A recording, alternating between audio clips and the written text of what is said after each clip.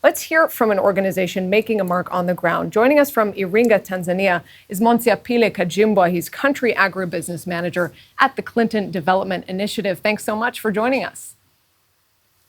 Thank you, Rita, for this opportunity. Before I start, I recognize the presence of His Excellency Ambassador Job Masima and also Ambassador Reta for their highlights on the context of Tanzanian agriculture.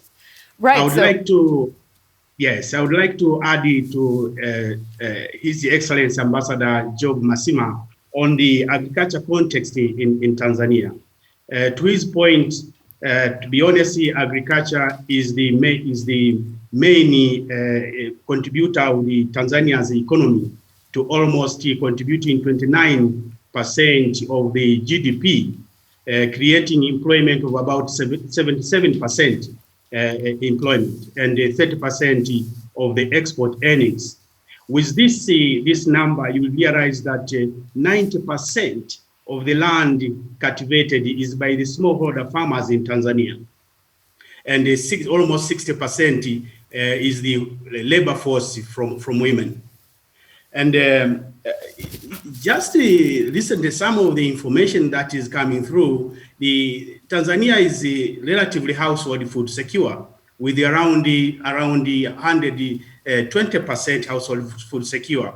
This is a drop of about 125%, which was some 5 years back. So there is a drop of household food security just because of the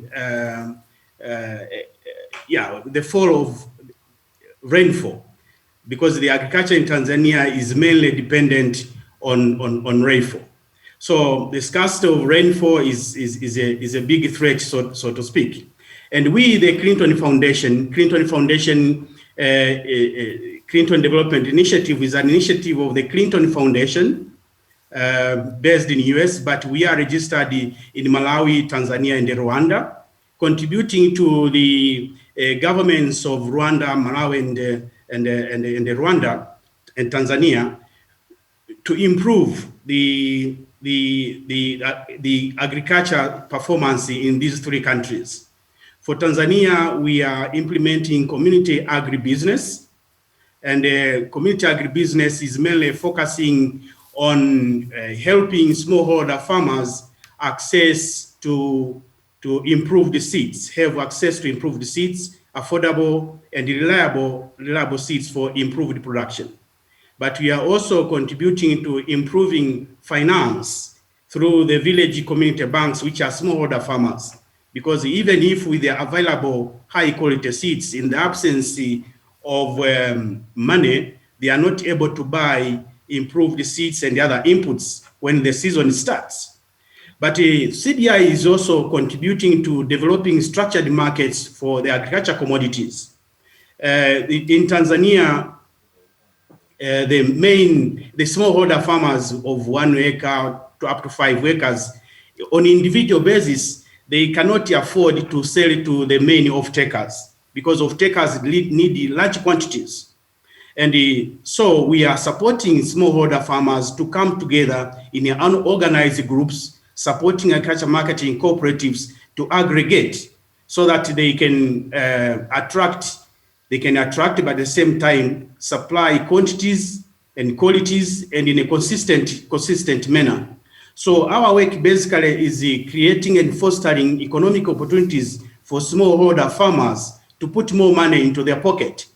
Iringa, which is a part of the Southern Agriculture Growth Corridor, and that's why I have invited Dr. Kirenga to also come and listen to this important conference. I also recognize the presence of Hadija Jabir, basically from Iringa, who is serving as a very good off-taker from smallholder farmers. I really support her. So, well, let me ask you, I mean, you've described a little bit of the incredible work that you do on the ground to try to push things forward. So if we were to try to take it a step further from there, where do you see a broad Israeli contribution potentially contributing to African governments and business to advance the work that you're already doing? Indeed, there is a lot for Israel to contribute to the Africa agriculture economy. and especially so in the technology related to irrigation. Especially, for example, I have seen a lot of the Israeli irrigation technologies somehow coming in Tanzania from the DP project, from the IA company, and bringing in the drip irrigation technologies to improve the efficient use of water resources to as to the point of Ambassador Masima regarding the available bigger sizable water bodies from lakes and rivers. This could be tapped to support farmers irrigate their land. But at the same time, we can get technologies related to increasing productivity per unit land. We understand Israel is very good at technologies related to how unit land productivity can be improved. But also how can we utilize the water bodies in terms of improving fishing capacities. For example, cage fishing. We have Lake Victoria. We have big dams like Mtera Dam. Why can't we gain the technologies from Israel to venture into the cage fishing as one of the areas that can improve nutrition from fish for smallholder farmers, but also for the Tanzania population.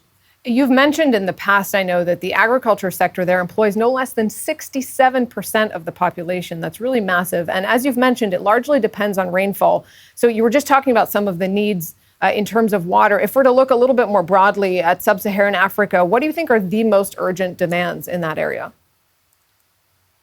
No, the most urgent demand for agriculture sector in Tanzania is the improving effort technologies for irrigation. I understand through the Ministry of Agriculture, through their agriculture sector development program, they really look forward to expanding the knowledge and the effort for irrigation. As to Ambassador Masima mentioned about 44 million arable land, which is quite sizable, but only 24% is utilized.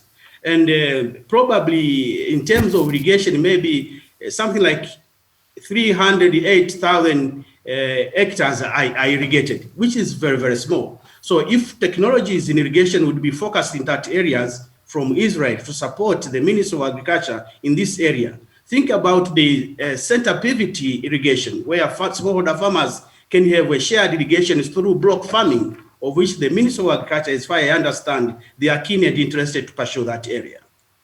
All right, Monsiapile Kajimbwa at the Clinton Foundation, thanks so much for being with us. And let me just take it a step further and come back to Ambassador